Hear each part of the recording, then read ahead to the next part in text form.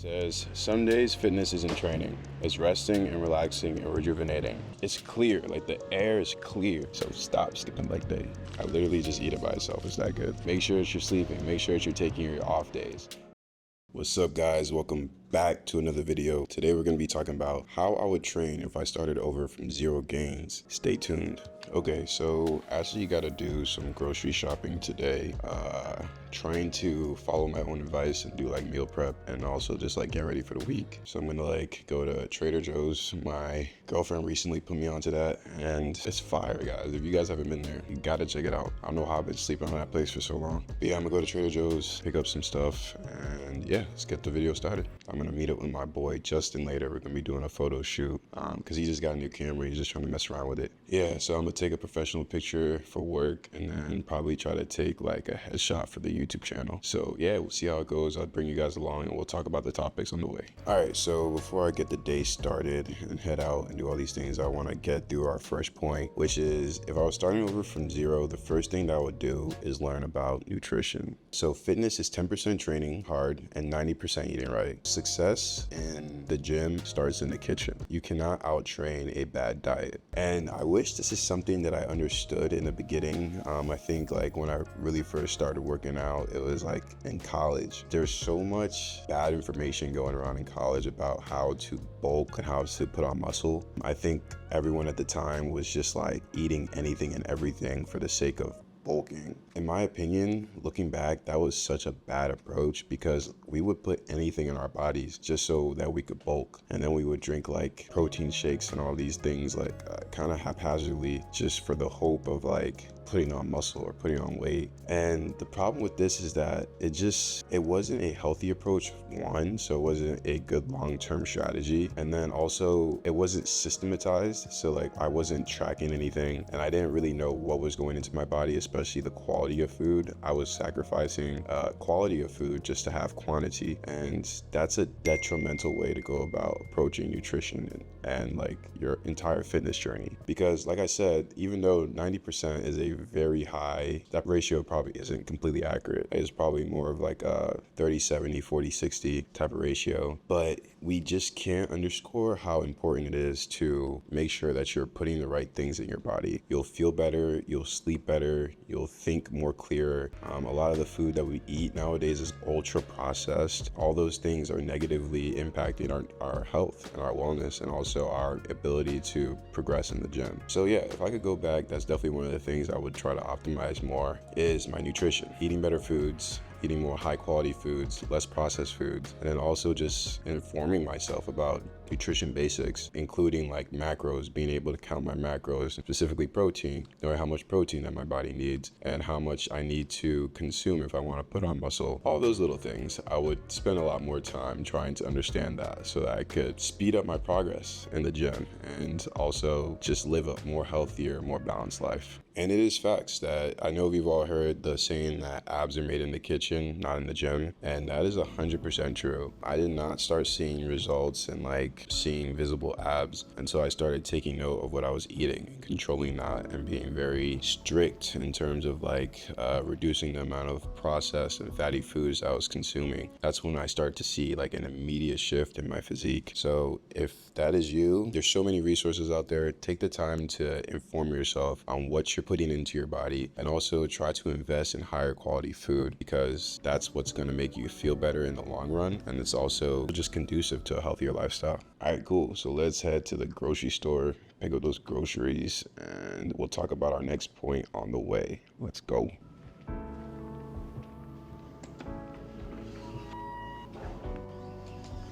So it is a beautiful day, man. The weather recently has been amazing. It's like sunny, but it's clear. Like the air is clear. It's nice, bro. Because usually around here, it's like always humid, and especially once it rains, it just gets mad humid. This weather, man, I could do this. Y'all see me with the Lakers hat? I'm gonna get some haters because of this, but hey, man, LeBron's the GOAT. That's all I'm gonna say. Okay, guys, so for the second point, what I would do if I was starting over from zero is that I would make sure to train legs twice per week. Yes, you heard me right, twice per week. And the reason why I say this is because with new lifters, there's such an emphasis on the upper body and growing like the stereotypical things like your shoulders, your chest, your arms. And I'm not saying that that's a bad thing, but I do think it's equally important to establish good habits. And what I noticed is that if you don't start off training legs and training them hard and training them often, then it could be a lot harder to start to implement after a couple months or years of training. And that's what happens when people start to skip leg day. It becomes a habit, and then it just becomes ingrained, and then it's hard to backtrack and go back and build that habit again because you've already fallen into a routine. And I think that happened to me in the beginning for sure. Like, I was training leg day, but I definitely did not have the intensity that I should have had and the intensity that I have now. And then also, I wasn't doing it as consistently. Like, I did sometimes feel like it was okay to skip that day, and then I would do it, and then the next time I would do it, I'd be even more sore when I could have just stuck with the routine and skipped that while also like getting more progress with my legs. So that's definitely something I would implement. And also, leg days tend to be some of the hardest, most taxing days. There's a reason why a lot of people skip it, is because it's hard. And if you're able to establish that discipline early on and build that muscle, just build that like resilience when training your legs, then it will really serve you as you continue in your fitness journey. So that's definitely one thing that I would do. Another thing that I would do in relation to this point is I would really focus on my form, especially on squats. When I first started working out, I really injured my back, and it still aggravates me or still like flares up to this day because I did not have proper form. And everyone always preaches on this, like having good form is so essential to lifting and also for longevity in the gym. So yeah, if I could go back, I would go and study like proper form, and then I would also just go slow and I would reduce the amount of weight that I was trying to do. There's literally no benefit to ego lifting. The more you're able to improve your form, the better it is for you in the long run, in conjunction with doing like training leg day more. I would make sure that my form is on point and make sure that I'm executing the exercises the right way, so I'm extracting the benefit that I need to extract from the exercise. Also, you'll just recover faster than you do if you only train it once a week, or I know a lot of y'all skipping it, so like y'all probably doing like once a month. But yeah, you'll recover a lot faster because you'll find that if you don't train your legs regularly and you do like a huge leg day, you'll be sore, you'll be out for the next couple days. But if you're increasing the frequency, you're training it as much as you're training your chest and you're training your shoulders and your arms, then you won't have to deal with that amount of soreness. Like, legs also just look good. It's good for a balanced physique. It like kind of separates, I think, the people who are really serious in the gym versus the people who, you know, just like want to do aesthetics. And there's nothing wrong with that. Like, aesthetics is fine, but I think for like a balanced physique, you got to train everything.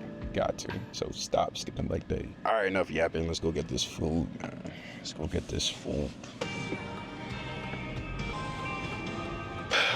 Okay, we've arrived at the promised land. Let's do what we gotta do, man.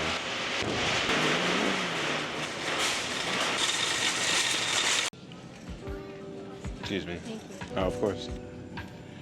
These avocados are not ripe, bro. All right, let's see what else we got. Get some bananas, some grapes.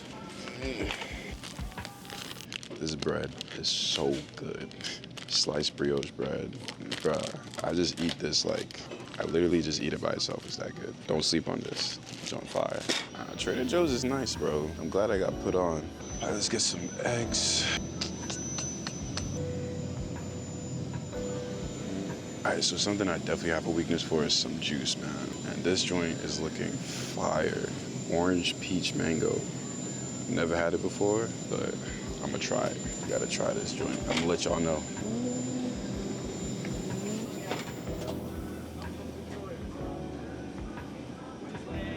Another weird weakness of mine is plantain chips, man. These things are so good. We can sometimes. So I'm gonna read this quote that I found. It says, "Some days fitness is in training, is resting and relaxing and rejuvenating. Some days the work is internal and not external. Don't let this make you feel ashamed or frustrated. A healthy, sustainable regimen isn't a merry-go-round, it's a seesaw. And this leads into my next point, which is that I would learn how to optimize my rest and recovery. So yeah, I think I talked about this briefly before, but when I first started working out, and I think a lot of people fall into this trap, is I was trying to basically just do too much. Like I was working out 5, 6, sometimes 7 days a week, maybe not 7, but definitely 6. And it was just not a healthy mindset or approach towards fitness. And if I could go back, what I would really try to do is optimize my rest and recovery, and understanding that rest and recovery is just as important as training. The majority of your gains are actually made when you're resting. So if you're not optimizing that and having adequate time for your muscles to recover, then you're really just hurting yourself in the long run. And also, like I always say, like you have to remember that this is a long-term game. This isn't like a get rich or get in shape quick scheme. Like we're doing this for the long haul. So if that's the mentality that you have, then you have to understand that you have to rest, you have to recover, and you have to do what you can to optimize those things. And a big thing that I've been trying to focus on recently is optimizing my sleep, because recently I've just been waking up very tired, and I'm not sure exactly why, because I'm getting like 6, 7, 8 hours of sleep but still wake up tired. So that's something I'm definitely trying to improve on. And also it goes in cycles. Like there's times where I sleep well and I wake up feeling rejuvenated, and there's other times where maybe there's things going on that don't allow my sleep to be as optimized as it can be. But sleep and recovery, those are things that would drill into my brain if I could go back to myself when I first started lifting and just tell myself like, hey man, take it easy, make sure that you're sleeping, make sure that you're taking your off days, because those days are just as important. And like I have mentioned before, once you start to get into the rhythm of working out, it can be sometimes hard to take a break because it feels like it's such an integral part of who you are. But those breaks are just as important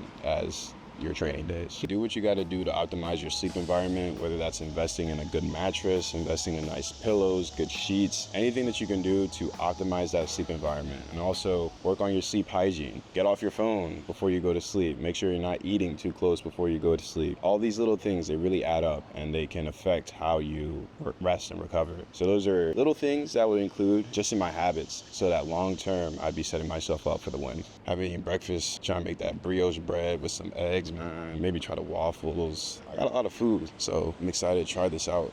4 bumbukla egg.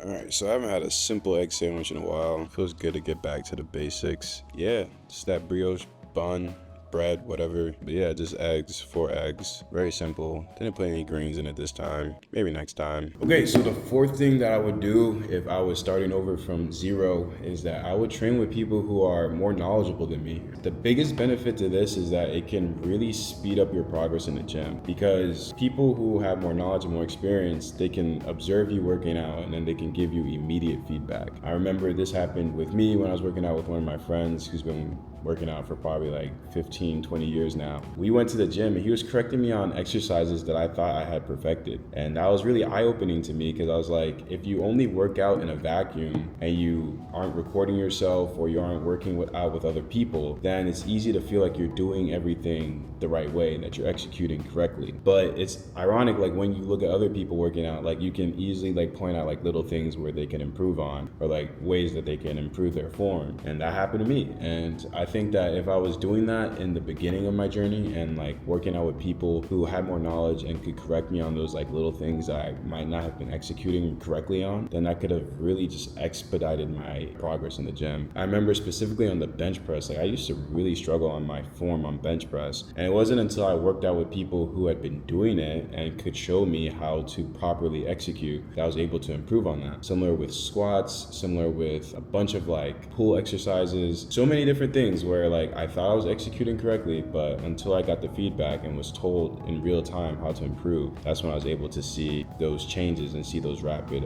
results. Another benefit to this is that you can kind of see their mindset and you can see their approach to the gym and to their workouts. I think that's like a really underrated part of working out with people further along than you, is that you can adopt their mindset. Like I always preach, that's one of the biggest things when trying to get in shape and working out, is your mindset and your approach. Until you're able to really hone in on the mindset that it takes to become someone who experiences success in like lifting and working out, then I think it's going to be a much harder journey. So that's another benefit is being able to associate myself with those people and adopt their mindset and their approach. And also like just seeing the intensity that they work out at. That's another thing. Like unless you work out with other people, you will think that your workouts are the most intense. You'll think that you're doing the most. But until you work out with someone who's like dialed it up a couple levels, dialed it up a couple notches, then you'll see like, oh dang, like I haven't really been like pushing myself. So having that accountability and having that inspiration of someone who is further along and also just more knowledgeable can really help fast track your progress in the gym. Okay, so the fifth thing that I would do if I was just starting out from zero is I would be more careful of the information I consumed. And the reason I say this is because there's just so much information out there that it's really hard to figure out what's helpful versus what isn't. Like when I first started working out, I think that's when like Instagram and things were just starting to pop off. I remember just following random Instagram workouts, and this wasn't like a great approach at all because the workouts weren't tailored to me and I wouldn't see the progress that I wanted, and because of that I would get discouraged. So if you're just starting out, like don't just take random workouts from Instagram or TikTok. Like actually try to like create a tailored workout for yourself based on your goals and what you want to achieve. And that might require a little bit of research, that might require like reaching out to like someone who's certified as a personal trainer, but I think this is an essential step because you just want to maximize your progress and you want to make sure that you're working out efficiently. That's the biggest thing because you're going to put a lot of time and effort and energy into this. You want to make sure that you're actually doing what's going to give you results and what's efficient.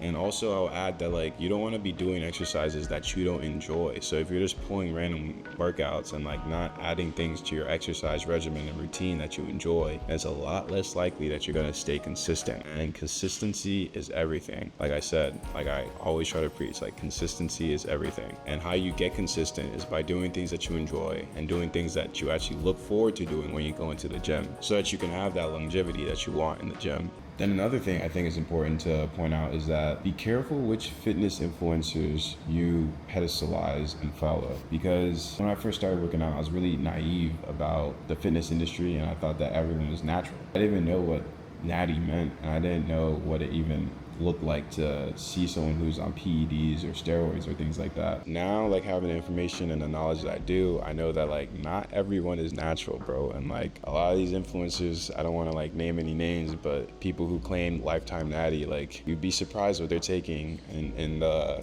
like behind closed doors. I think the one that caught everyone by surprise was the Liver King. What was so surprising about him, I know I said I wasn't gonna name names, but he said he already like, you know, admitted to it. What was surprising about him is that he would openly come on podcasts and claim he was natty and deny any allegation, even though it was like pretty obvious that he wasn't. Like he would swear that he wasn't, and all was that on the purpose and like the reason behind why he was doing all that was to like sell his supplements and like increase his business. Yeah, so you just got to be careful about what information that you're consuming. It's a little bit easier for me because I studied kinesiology in undergrad. I took classes in exercise physiology, nutrition, and all these things. So I'm able to kind of parse when like people actually know what they're talking about versus they're just kind of speaking from wherever. And that's not to negate personal experience, because personal experience is important when like working out and lifting. Like experience in anything is valuable, but I think it's also important to do your own research and actually do workouts that are backed by science and that you know are tried and proven, and that if you follow them you'll see results. Okay, so here's a quote that I found I think kind of sums everything up perfectly. Fitness tips are the start, but it's a powerful mindset that truly transforms the physique. Without self-belief and ambition, action falls short. So yeah, this leads into my last bonus tip, which is that I would just have a more long-term mindset towards working out and staying in shape. And I think the reason for this is because like we're not doing this just to look good. Like we're doing this also to feel good. I think that's like the biggest benefit is like feeling good and living life well, because like you take care of your body, which like leads to you also feeling good mentally and emotionally as well. So rather than focusing on what I can achieve in 3 months, I would expand the time horizon and focus on what I could achieve in 3 years. And I think with this mentality, you just have more of a balanced and more healthy approach to working out, which I think is the most important thing. There's this beautiful quote that goes, "We tend to overestimate what we can achieve in 3 months, but underestimate what we can achieve in 3 years." I think that's so true. Like whenever we start any type of project or any type of like goal, I think we all think that like we'll be a lot further ahead within like the first week, and then we just overestimate what we'll be able to achieve in that week. I think what's a lot more beneficial is having a long-term mindset and planning to not achieve a lot within that first 3 months, but understanding that if I establish the habits and I establish the routines, then in 3 years I'll look back and I'll be exactly where I want it to be. All right, so we about to head to this photo shoot. Had to throw on the hat because like I said, I didn't get a haircut. But yeah, just went with like a little calm, like all black fit. So y'all can see, so chill. Got the new dots on, experimenting with these. But yeah, that's it. It's like a little chill outfit. See how it goes. All right, got my boy Justin here. Yo, we out here trying to shoot some content. We gotta shoot some content. We're gonna walk. We're in Georgetown right now. Beautiful day. It's a nice day. It's hot though. Yeah. It's mad hot. We're gonna do what we gotta do. Take these pictures, man. Some fireplace. Let's do it, bro. Now we're at the Georgetown waterfront. Took some pictures back in the neighborhood back there, and they came out fire. They came out clean, and we didn't even edit them yet, so it's tough. Y'all just wait. Y'all just wait, man. So here's the view. I'm gonna try to get some flicks out here.